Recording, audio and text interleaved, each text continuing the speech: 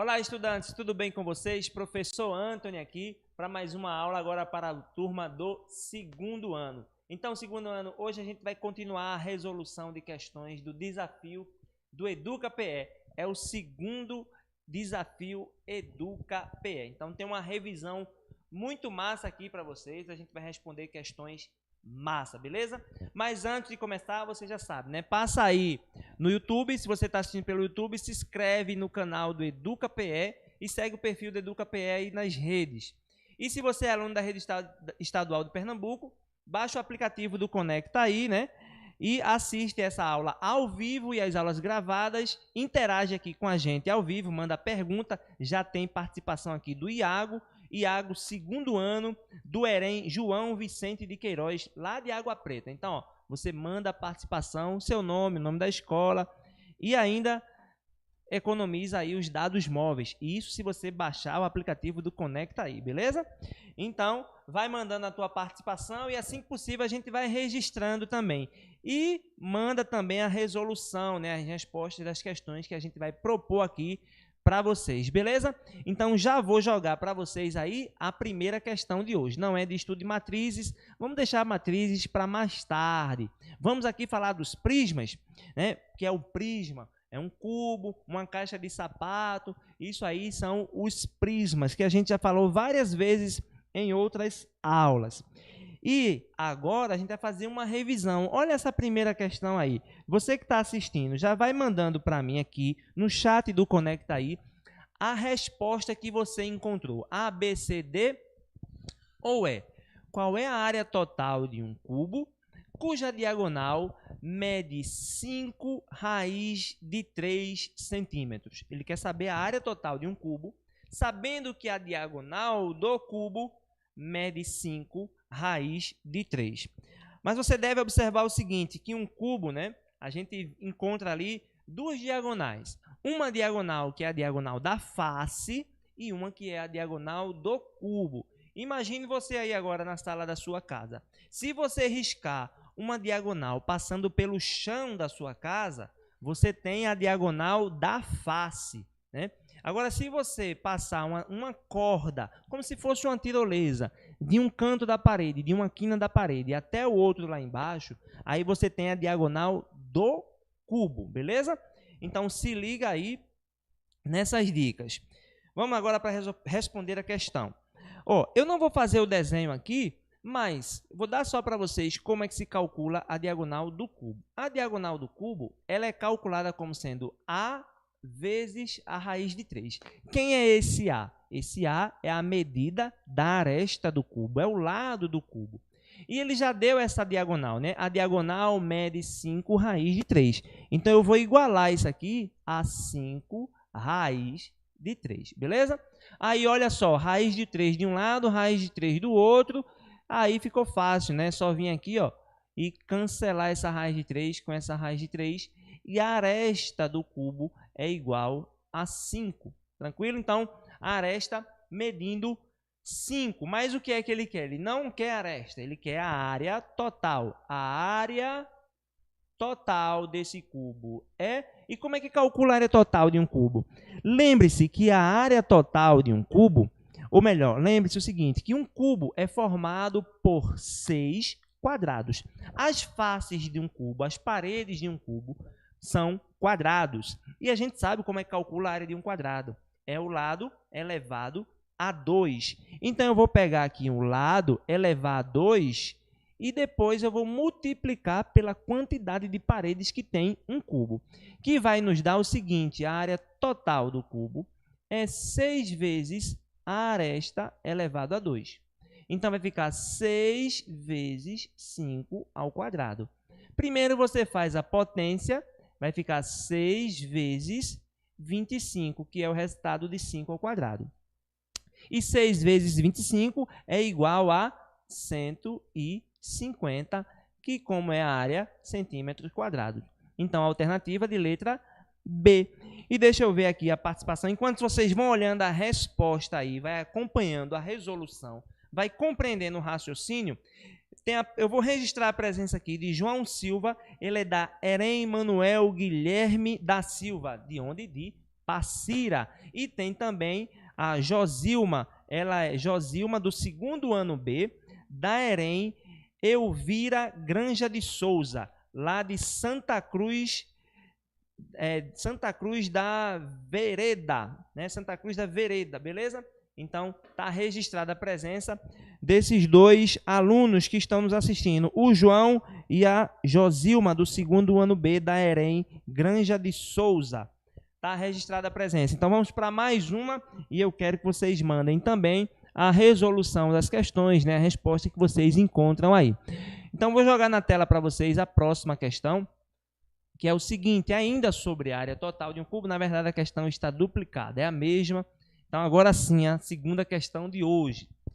Em uma piscina retangular, com 10 metros de comprimento e 5 metros de largura, para elevar o nível de água em 10 centímetros, são necessários, ou seja, para você tem uma piscina aí na sua casa, né? A piscina tem 10 metros de comprimento e 5 metros de largura.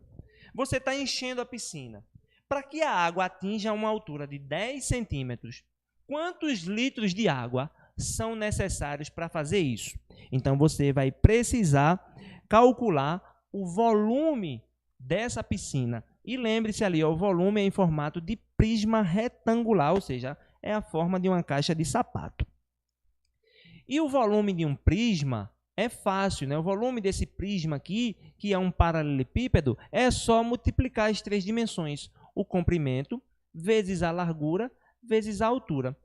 Então, a gente já tem o comprimento, já tem a largura e já tem a altura. Mas perceba que uma dessas medidas está com unidade diferente das demais. Aqui, ó, 10 centímetros.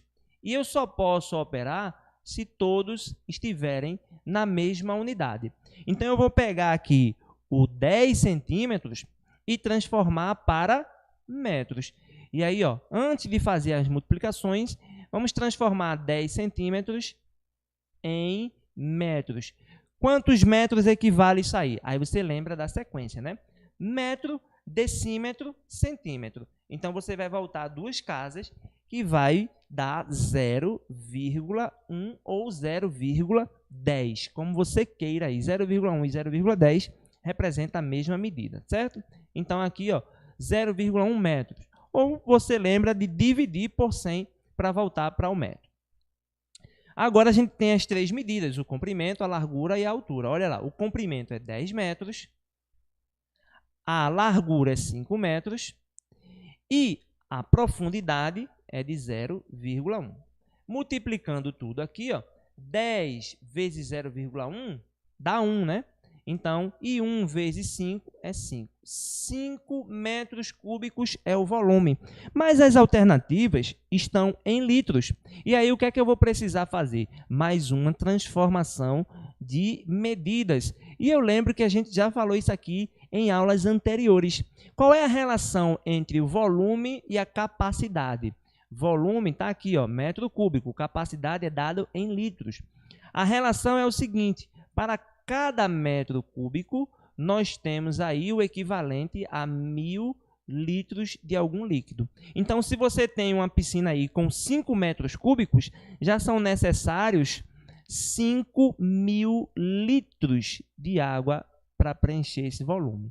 Então, está aí 5.000 litros, alternativa de letra B. Então, nessa sua piscina que você construiu aí na sua casa, com 10 metros de comprimento, 5 metros de largura, para que a água chegue a uma altura de 10 centímetros, são necessários 5.000 litros.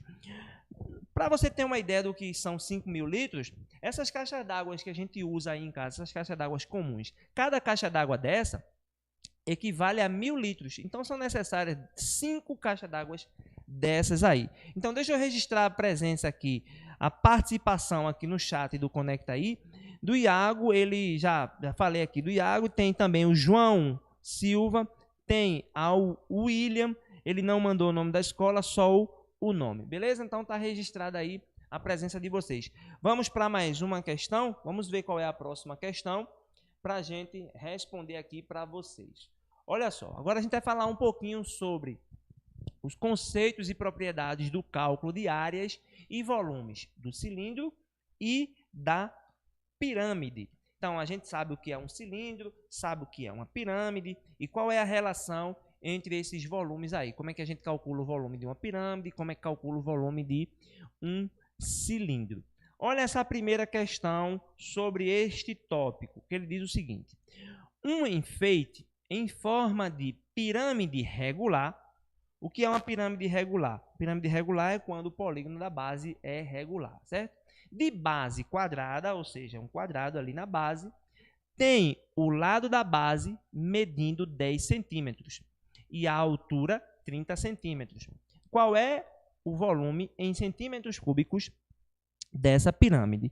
Então, a gente precisa aí saber como é que calcula o volume de uma pirâmide. Uma dica que eu vou deixar para vocês: os sólidos que fazem bico, como a pirâmide e o cone, a gente pega o volume de um sólido que não forma bico. E qual é a ideia para calcular o volume de um sólido normal, né? Um sólido sem bico é a área da base vezes a altura. Então, o volume de um sólido como um cilindro, como um prisma, é sempre a área da base vezes a altura. A área da base vezes a altura. Mas a pirâmide, ela tem um bico.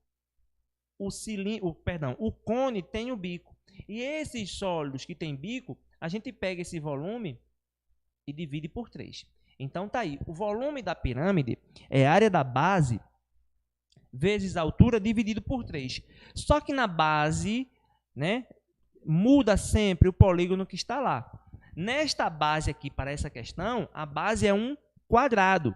E nós calculamos a área do quadrado como sendo o lado elevado a 2. Então, neste caso aqui, olha, a área da base vai ser equivalente à área de um quadrado, que é o lado elevado a 2. E ele diz que o lado da base mede 10. Então, o lado da base elevado a 2. E vai ser 10 ao quadrado, 100. Então, 100 centímetros quadrados é a área da base. E a altura, 30. Então, eu vou jogar aqui, ó, volume, vai ser a área da base, 100, vezes a altura, que é 30, tudo isso dividido por 3. Aí, ó, 30 vezes 100 dá 3.000. 3.000 dividido por 3 é igual a 1.000. Então, o volume dessa pirâmide é de 1.000 centímetros cúbicos.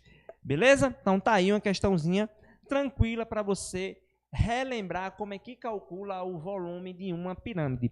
Lembre-se que numa pirâmide, você pode ter na base vários polígonos. Pode ser um quadrado, pode ser um triângulo, pode ser um hexágono, pode ser um pentágono. Quais são as pirâmides mais comuns de encontrar? Base quadrada, e base hexagonal e base triangular. Essas são as mais comuns. Então, se você está estudando pirâmide e está revisando o conteúdo de pirâmide, dê preferência para as questões onde a base é um quadrado, onde a base é um hexágono e a base é o próprio triângulo. Beleza? Então, tá aí essa dica para vocês sobre as pirâmides. Vamos para mais uma questão aqui. Vamos para a próxima questão envolvendo as pirâmides. Vou jogar essa questão 3 aí, para a gente discutir e resolver. Vejam só, o volume de uma pirâmide regular hexagonal com 50 centímetros de altura e 20 centímetros de aresta da base é... Lembre-se, a gente precisa calcular a área da base, multiplicar pela altura e dividir por 3 para calcular o volume da pirâmide. Identifique essas duas coisas.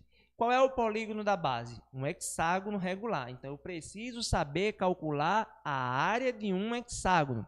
Como é que calcula a área de um hexágono? Lembre também, o hexágono é formado por 6 triângulos equiláteros. Então, se eu sei a área do triângulo equilátero, eu sei a área do hexágono. Como é que calcula a área de um triângulo equilátero? É L ao quadrado, ou seja, o lado elevado a 2, multiplicado pela raiz de 3, dividido por 4. Como o hexágono é formado por 6 desses, eu vou e multiplico por 6 e acho a área do hexágono. Achou a área da base? Agora eu multiplico pela altura, que já está informado na questão. Como é uma pirâmide, tem que ser dividido por 3. Então, vamos para a tela geral aí, para a gente resolver essa questão. Vamos lá. O hexágono, vamos começar pela área da base, né? A área da base vai ser a área do hexágono. A área do hexágono é 6 vezes L ao quadrado, raiz de 3 sobre 4. E de onde é que vem esse L ao quadrado, raiz de 3 sobre 4? É a área de um triângulo equilátero. Beleza? Então, ó, eu faço uma simplificação, veja, eu divido 6 por 2, que dá 3, fica 3L ao quadrado, raiz de 3, e divido também o 4 por 2, que dá 2. Então, a área do hexágono pode ser resumido a isso aí, ó, 3 vezes o lado ao quadrado, multiplicado pela raiz de 3, dividido por 2. Como a gente já sabe, está aqui, ó, 20 centímetros é a aresta da base. Então, 20 centímetros vai ser o lado. A área da base vai ser 3 vezes 20 ao quadrado, raiz de 3 sobre 2. Faz a potência ali, 3 vezes 20 ao quadrado dá quanto? 400. 400, raiz de 3, dividido por 2. Então, a área da base eu posso dividir 400 por 2, que dá quanto? 200. E 200 vezes 3 dá 600. Beleza? Então, 600 raiz de 3 é a área da base. Agora, vamos para o volume. O volume vai ser a área da base. Volume é 1/3 da área da base, 600 raiz de 3, vezes a altura. Ó, 50 centímetros de altura. Então, vezes 50. Ó, eu posso já simplificar. 600 dá para dividir por 3, que dá quanto? 200. 200 raiz de 3, eu multiplico aqui vezes 500. E aí ficou fácil, né? Você multiplica 2 vezes 5, que dá 10. E repete essa quantidade de zeros. Tem 2 zeros do 200 e 1 zero do 50. Então, vai repetir aí mais 3 zeros, acompanhado da raiz de 3. Então, esse é o volume dessa pirâmide. 10.000 raiz de 3. A alternativa de letra A. Então, é uma questão também no mesmo molde da questão anterior. Você precisa lembrar agora, nessa questão, da área do hexágono. E a área do hexágono é 6 vezes a área do triângulo equilátero. E a área do triângulo equilátero é L ao quadrado vezes a raiz de 3 dividido por 4. Vamos para mais uma questão aí para vocês. Vamos lá. Agora, falando de permutação. Você tem que lembrar que permutação é a troca de ordens, né, de determinados elementos em um conjunto. Quando você troca a ordem dos elementos, né, troca a ordem das posições, você está fazendo uma permutação. Permutar é isso, só que a gente está interessado em contar todos os casos possíveis, né? Se você imagina agora aí, tem quantas pessoas na sua casa sentado no sofá aí? Se tiver 5 pessoas sentado no sofá agora, e você quiser tirar uma foto para cada posição que vocês estiverem aí agora, para cada posição ocupada no sofá, quantas fotos serão possíveis de tirar? Né? Quantas fotos distintas, fotos diferentes? Imagina, junta agora, tira uma foto, aí embaralha essas posições no sofá, tira outra foto, embaralha de novo, tira outra foto. Quantas fotos são possíveis de serem formadas? Ou seja, qual é o total de permutações dessas posições aí de vocês sentados agora no sofá? Então, a gente conta isso usando algumas técnicas de permutação. Vamos à primeira questão? Vamos ver essa questão aqui, que diz o seguinte: quantos números de 2 algarismos distintos podemos formar com os dígitos 2, 4, 6 e 8? Olha, ele quer formar um número que tenha 2 algarismos. Então, eu vou fazer uma caixinha aqui, ó, com a posição desses 2 algarismos. Por favor, não confundir algarismo com número, né? O algarismo é o símbolo e o número representa uma quantidade. Então, você tem os algarismos ali, os dígitos 2, 4, 6 e 8. Se você usar alguns deles, você pode formar um número, né? Um número vai representar um valor, uma quantidade, algo desse tipo. Vejam só, e outra coisa que ele usou aqui, ó, elemento distinto, ou seja, eu não posso repetir, eu não posso usar o 4 2 vezes, Eu não posso usar o 6 mais de uma vez. Por isso que são chamados de distintos. Quantos números a gente pode formar? Olha só, quantos elementos estão disponíveis aqui? Vamos imaginar que isso são pessoas. Você tem uma pessoa aqui, aí tem, vou botar aqui, João, Maria, Paulo e Carlos. Imagina que essas pessoas estão querendo ocupar essas posições aqui. E como as pessoas não se repetem na fila, né? Então você vai ter quantas pessoas brigando para ficar na primeira posição? Você tem 4 pessoas brigando para ficar aqui.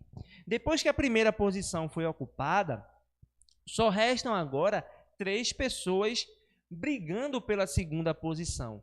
Então aqui você vai ter 3 possibilidades. E para descobrir o total de possibilidades de formar essa fila, né, de formar aí os números com 2 algarismos distintos, a gente faz a multiplicação dessas quantidades. Multiplica tudo. 4 vezes 3 é 12. Então está aqui, são 12 números com algarismos distintos. Em caso de dúvida, você poderia formar um por um. O 2 vai formar com 4, o 2 vai formar com 6, o 2 vai formar com 8. O 4 vai formar com 2, vai formar com 6, vai formar com 8. Não pode formar 2 com 2, nem 4 com 4, porque algarismos distintos, beleza? Então você poderia fazer aí um por um. Nesse caso, como a quantidade é pequena, é viável e não há muitas restrições. Vamos para mais uma questão. Olha só essa questãozinha agora que eu vou jogar aí para vocês, né? Ela diz o seguinte. Deixa eu pegar essa não. Quero outra, essa daqui. Vamos ver essa questãozinha agora aqui. De quantas maneiras diferentes um cliente poderá se servir em um restaurante que apresenta os seguintes pratos: 10 tipos de massa, 4 tipos de carne, 6 saladas e 2 sobremesas. Ó, essa questão é muito frequente e a gente já resolveu esse tipo de questão aqui. Eu lembro que eu falei em uma aula dada sobre permutação, sobre arranjo, sobre o princípio multiplicativo desse tipo de questão. Quando a gente começa a estudar análise combinatória, que começa a estudar o princípio multiplicativo, esse é o primeiro tipo de questão que a gente aprende a resolver dentro do conteúdo de análise combinatória.